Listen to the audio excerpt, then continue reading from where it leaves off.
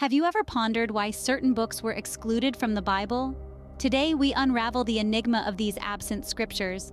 Imagine ancient texts, once considered sacred, now lost in the annals of time. Their existence is undeniable, yet their absence from the Bible is a fascinating mystery. What could these texts contain? Why were they removed? These questions beckon us on a captivating journey. Dive with us into the fascinating world of the Bible's missing books. The first book to vanish from the Bible was the Book of Enoch.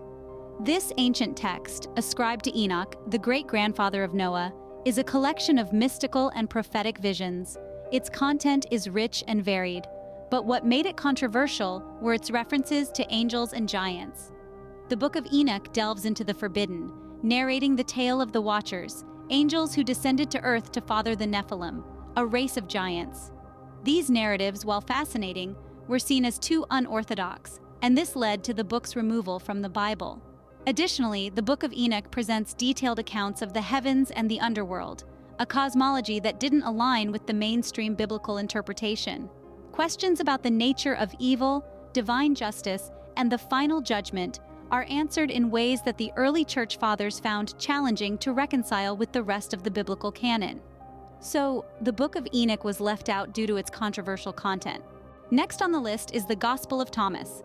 This intriguing text is a collection of 114 sayings attributed to Jesus, some of which are familiar, while others present a different perspective on his teachings. Unlike the canonical Gospels we know, the Gospel of Thomas doesn't have a narrative structure. Instead, it focuses solely on the wisdom and teachings of Jesus. Its unorthodox portrayal of Jesus' life and teachings is what made it stand out, and also what led to its exclusion from the Bible. The Gospel of Thomas presents Jesus more as a spiritual guide than a Messiah, emphasizing personal and direct connection with the divine. This was considered too radical, challenging the emerging Orthodox Christian doctrine that emphasized faith in Jesus as the path to salvation. Despite its removal, the Gospel of Thomas continues to intrigue scholars and spiritual seekers alike, offering alternative insights into Jesus' teachings and the early Christian community. The Gospel of Thomas was deemed too radical and thus was removed. The third book to vanish was the Book of Jubilees. This intriguing text is also known as the Lesser Genesis. Its content is a retelling of the stories found in the early books of the Bible, from Genesis to Exodus. But what sets the Book of Jubilees apart is its unique perspective on these events. It offers a more detailed account, filling in the gaps and offering explanations that the traditional Bible leaves open to interpretation. For instance, it provides a more comprehensive account of the fall of the angels and the ensuing corruption of mankind. It also dives deeper into the lives of the patriarchs, shedding new light on their stories. However, the Book of Jubilees didn't align with the accepted versions of these narratives. Its contradictions and the potential confusion it might cause among believers led to its removal. The Book of Jubilees, with its alternative narratives, was thus removed. The fourth book to disappear was the Acts of Paul and Thecla. This text is a fascinating narrative that portrays Thecla, a woman, as a prominent figure in early Christian teachings. The story revolves around Thecla's conversion to Christianity after hearing the teachings of Paul. She then abandons her privileged life and betrothed to follow Paul and spread the Christian faith. The Acts of Paul and Thecla delve into themes of faith, sacrifice, and the role of women in the early church, showcasing Thecla's courage and resilience in the face of adversity. However, the book didn't make the final cut into the canonical Bible.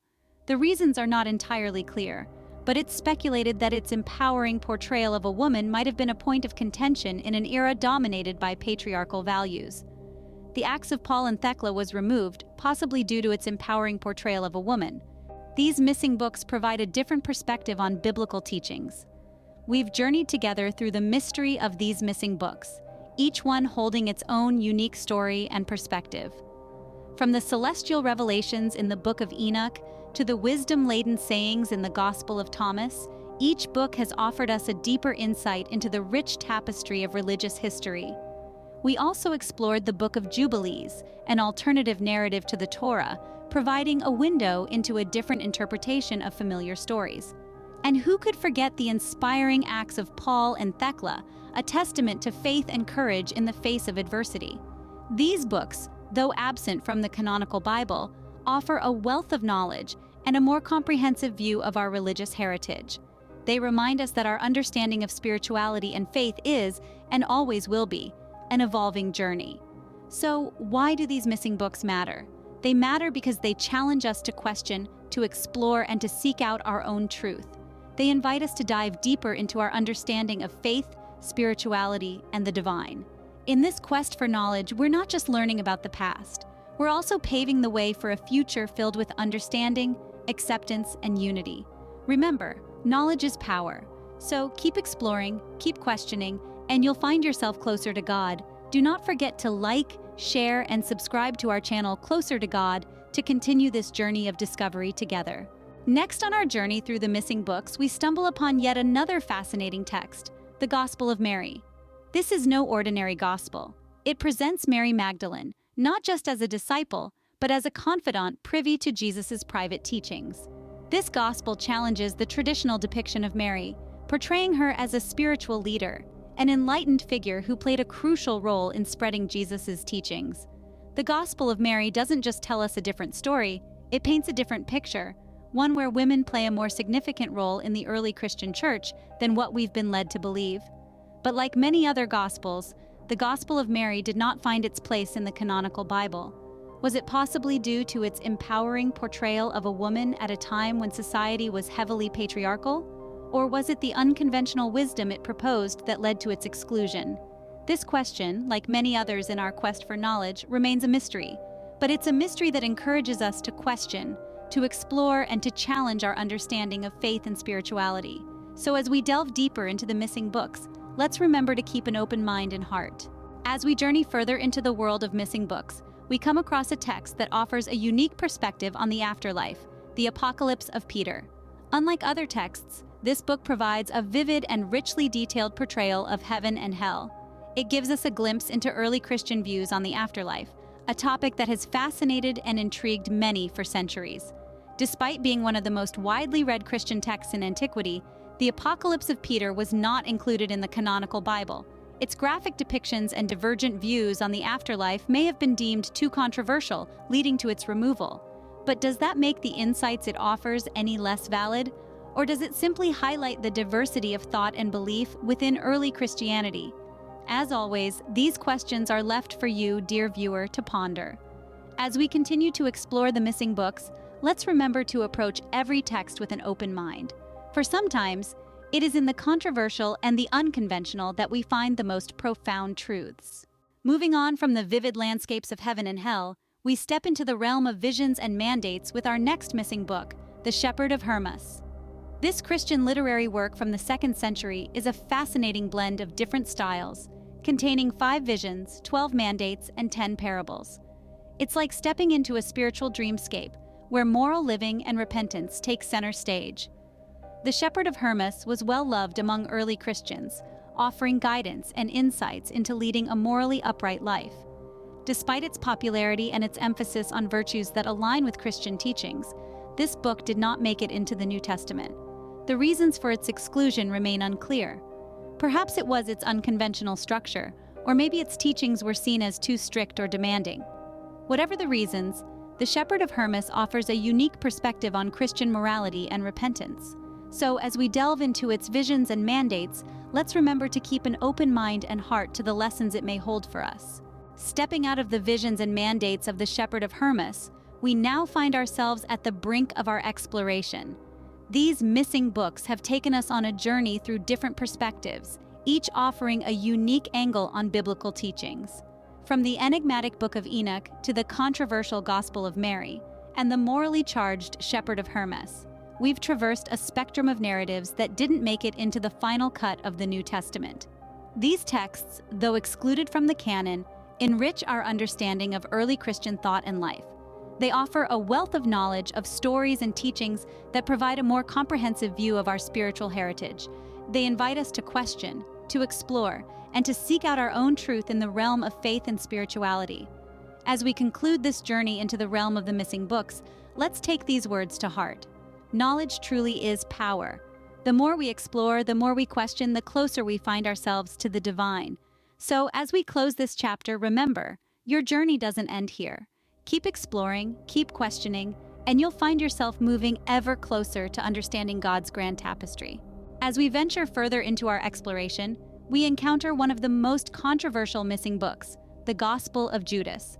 This text presents a stark contrast to the widely accepted narrative of Judas Iscariot as a traitor. Instead, it portrays Judas not as a villain, but as a favored disciple. This gospel offers a different perspective on the relationship between Jesus and Judas, one that challenges the traditional narratives we're familiar with. The Gospel of Judas suggests that Judas was the only disciple who truly understood Jesus' teachings. This controversial content, which flipped the established narrative on its head, likely led to its exclusion from the canonical Bible. Thus, the Gospel of Judas, with its alternative narratives, was left out, and we are left to ponder the implications of its existence. It serves as a reminder that perspectives can differ, even when it comes to matters of faith and spirituality. Continuing on our journey through the missing books of the Bible, we encounter another intriguing text, the third epistle to the Corinthians. This lesser-known book is a reputed letter from Paul, written in response to the Corinthians' questions about the resurrection of the dead. It was once widely accepted within the early church and included in the Armenian version of the New Testament. However, as the Christian doctrine evolved, it was eventually excluded from the New Testament canon. This exclusion, similar to the other books we've discussed, raises questions about the evolution of Christian doctrine and the factors that determined the canonical texts. The third epistle to the Corinthians, despite its early acceptance, was ultimately left out, and its absence leaves us with questions about the broader perspective it could have provided on early Christian teachings. Venturing further into our exploration of lost biblical texts, we stumble upon the Epistle to the Laodiceans. This intriguing book is supposedly a letter penned by Paul to the church in Laodicea, a prosperous city in ancient Asia Minor. As we delve into the text, it becomes evident why it was not included in the canon. The Epistle to the Laodiceans is considered by many scholars to be a patchwork of phrases and ideas lifted from other Pauline letters, offering little in the way of original content or new insights.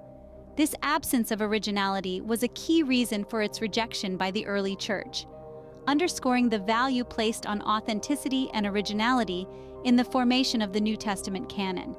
Even though the Epistle to the Laodiceans was once included in many early versions of the Bible, its lack of unique, inspired content meant it was ultimately cast aside. Thus, the story of the Epistle to the Laodiceans serves as a reminder of the rigorous standards used to determine what was included in and excluded from the canonical Bible. Moving forward in our journey into the realm of the uncanonical, we now come across the Infancy Gospel of Thomas. This captivating text did not find its place in the Bible, yet it offers a unique perspective on a largely untold period of Jesus' life, his childhood. The Infancy Gospel of Thomas is packed with narratives of Jesus performing miracles and exhibiting divine powers, even as a child. It paints a vivid picture of a young Jesus, one not seen in the canonical Gospels. However, its late composition and the Church's focus on Jesus' adult life and ministry, rather than his childhood, may have contributed to its exclusion from the Bible. The Infancy Gospel of Thomas, despite its unique focus on Jesus' childhood, was ultimately not deemed fitting for inclusion in the canon. Yet it remains a fascinating artifact of early Christian literature, offering a glimpse into how different communities sought to understand and portray the life of Jesus. Next on our list of missing books is the Gospel of Barnabas. This text is significant for its starkly different portrayal of Jesus' life and teachings. In contrast to the canonical Gospels, the Gospel of Barnabas presents Jesus not as the Son of God, but as a human prophet. It even foretells the coming of Prophet Muhammad, making it a key text in Muslim-Christian dialogues. However, this gospel was excluded from the Bible due to its controversial content and contradictions with the canonical Gospels. Its exclusion highlights the diversity of thought and belief within early Christianity and the process of canonization that sought to standardize Christian doctrine. The Gospel of Barnabas, with its alternative narratives, was thus removed, but it continues to spark intrigue and debate among scholars and believers alike. Moving on, we encounter the Gospel of Philip. This text is not a narrative gospel like the ones we've discussed earlier. Instead, it is a collection of sayings and teachings attributed to Jesus, much like the Gospel of Thomas. However, the Gospel of Philip stands out due to its Gnostic beliefs and unorthodox teachings, a clear divergence from mainstream Christian doctrine. This is likely why it was not included in the canonical Bible. The Gospel of Philip, like the Gospel of Barnabas, challenges our understanding of what early Christianity looked like. It raises questions about the diversity of thought and belief within early Christian communities, the process of canonization, and the voices that were silenced in this process. As always, these questions are left for you, dear viewer, to ponder. The mystery of the missing books continues to unfold, revealing the complexities of religious history and the power of the written word. Now, let's delve into the Gospel of the Hebrews. This lost gospel, unlike the ones we've discussed so far, is only preserved in fragments by early church fathers. The Gospel of the Hebrews, much like the Gospel of Philip, was not included in the canonical Bible due to its unorthodox teachings and the lack of a complete text. Its exclusion from the Bible, however, opens up a new dimension of discussion. It brings to light the diversity of thought and belief within early Christianity, and how it may have been far more varied and complex than what we understand today. It makes us question what was considered orthodox and who decided it. The Gospel of the Hebrews, with its unique teachings, was thus removed from the mainstream narrative. However, its fragments remain, reminding us of the many voices that once contributed to the early development of Christianity. Our journey in the world of missing books continues. Now, we finally explore the Gospel of the Nazarenes. This elusive text, much like the Gospel of the Hebrews, is known only through references and fragments preserved by early church fathers. The Gospel of the Nazarenes is said to present a more Jewish interpretation of Jesus' life and teachings, offering a distinctive perspective that was not included in the canonical Bible. The reasons were similar to the other texts we've discussed: unorthodox teachings and the lack of a complete text. However, the existence of such a text again prompts us to question the diversity of thought and belief within early Christianity. It hints at the possibility of a more varied and complex understanding of Jesus and his teachings, one that did not make it to the mainstream narrative. The Gospel of the Nazarenes, with its distinctive Jewish interpretation, was thus removed from the central narrative of Christianity. Yet its fragments remain, silently testifying to the rich tapestry of beliefs that once shaped the early development of Christianity. As we continue our journey through the missing books, let's remember the voices that were silenced, yet refused to be forgotten. Next on our list is the Gospel of Truth. Known as a Gnostic text, this gospel provides us with a different perspective on Jesus' teachings. The Gospel of Truth is not a traditional narrative of Jesus' life and ministry. Instead, it is a treatise, a philosophical and spiritual reflection on the nature of truth and the role of Jesus in revealing that truth. This gospel was excluded from the Bible primarily because of its Gnostic beliefs. Gnosticism, with its emphasis on personal spiritual knowledge, was considered heretical by the early church. The mainstream Christian doctrine emphasized faith and obedience, whereas Gnosticism encouraged individual spiritual exploration, a concept that was too radical for the early church. Despite its exclusion, the Gospel of Truth provides us with valuable insights into the diversity of thought within early Christianity. It reminds us that the understanding of Jesus and his teachings was not a monolith, but a vibrant, diverse, and often contentious field of exploration. The Gospel of Truth, with its alternative narratives, continues to spark intrigue and debate among scholars and believers alike. It stands as a testament to the rich, multifaceted, and sometimes controversial origins of Christian thought. Moving on, we encounter the Gospel of the Egyptians. Another Gnostic text, this gospel, like the Gospel of Truth, offers us a unique viewpoint on the teachings of Jesus. The Gospel of the Egyptians delves deeper into the spiritual and mystical aspects of Christianity, focusing on the concept of the divine feminine and the sacred union of male and female. This gospel was also left out from the Bible because of its Gnostic leanings. The early church considered Gnosticism to be heretical, as it presented a radical departure from mainstream Christian doctrine. The Gospel of the Egyptians, despite its exclusion, is a treasure trove of thought-provoking insights that shed light on the diverse interpretations within early Christianity. It underscores the fact that the understanding of Jesus and his teachings was not uniform but rather a tapestry of varied, vibrant, and often contentious perspectives. The Gospel of the Egyptians, with its unique narratives and thought-provoking themes, continues to kindle curiosity and scholarly debate. It serves as a reminder of the rich, complex, and sometimes contentious origins of Christian thought. Next on our list is the Gospel of the Ebionites. This gospel presents a rather different perspective on Jesus' teachings, focusing more on his humanity rather than his divinity. It portrays Jesus as a mere mortal, a prophet, not the Son of God.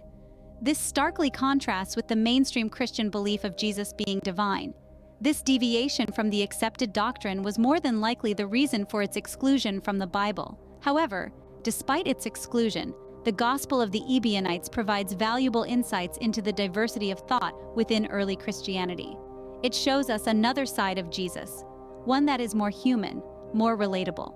The Gospel of the Ebionites, with its alternative narratives and emphasis on Jesus' humanity, continues to spark intrigue and debate among scholars and believers alike. It serves as a testament to the multiplicity of interpretations and understandings that existed within the early Christian community, reminding us that the path to spiritual understanding is as varied as the people who walk it. Moving forward, we delve into the Gospel of Peter. This text provides a unique perspective on the crucifixion and resurrection of Jesus, painting a more detailed picture of these pivotal events than the canonical Gospels.